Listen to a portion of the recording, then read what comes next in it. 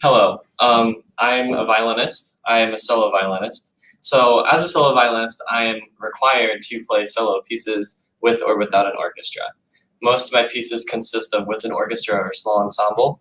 Some of these pieces are extremely long, like Vivaldi's Four Seasons has many pages, many movements within it. I have to have all of this memorized so I can play it. If I don't have it memorized, it just looks a little tacky with having a stand. The piece that I'm actually currently working on is Mozart's Concerto Number 3 in G.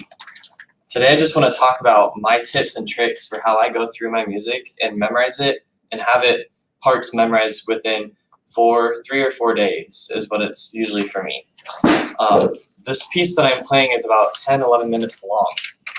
So before I even touch my violin, I go through and just listen to the music without my part. So I find a place that I can take my part out of the accompaniments part, and I can listen to what they're playing, and then I'll put my part back in to see how I relate back. Furthermore, I also go through and look at the piece of music, my part by itself, and I just go through and finger on my violin when I'm playing. More of the time I have with that, the better off I'm going to be when I actually play my instrument. The next step that I usually go through is just toughing it out. After so many times of looking through, going through, I find a spot and eventually sit down, read through it, and then I will decide how I want to play that. I'll go through and play something like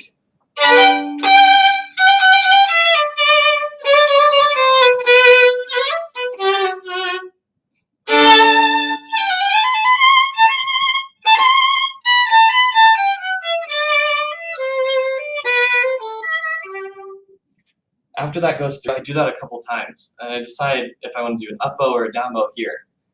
After all that fancy marking and color coding and understanding what the words are saying, it gets a little hectic because that's the point where I have to go and perform it for a few people to see what they think. More time goes through, things get harder, such as a section called the recapitulation.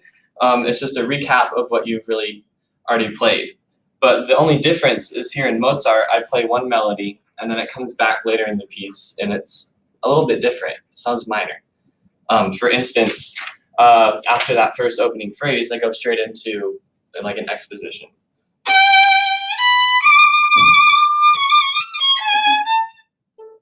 And then I'll come back to it after the part that's like the B section of the music.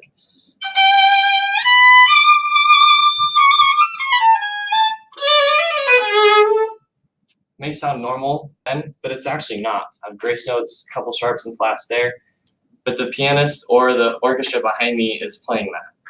So overall, to get it memorized in time, I have to go through and just color code, mark things. So as you can see here in my music, it's not very easy to read. It's kind of tough to distinguish what is going on the page, but I go through and I mark things such as dynamics in the color pink, bowings in green or fingering positions in green.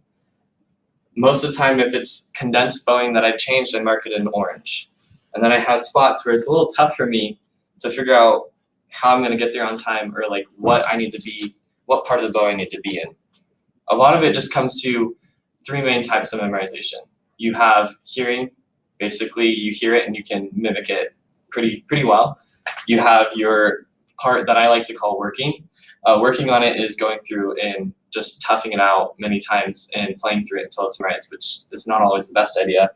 And then you have muscle memory, which you can rely on in case something happens and you forget what you're supposed to do mentally, but it's not always the best situation. For instance, one of my concertos I played Accolade, I had it memorized, but the nerves on the stage, it's very hard to get over when you have a bunch of people sitting in front of you and a bunch of professionals or other people behind you playing for you. So I blanked out on what I was supposed to actually be playing, and I relied on my muscle memory too much. And there comes a point where your muscle memory just doesn't work anymore, and then you have to turn your brain back on and be awake to the music.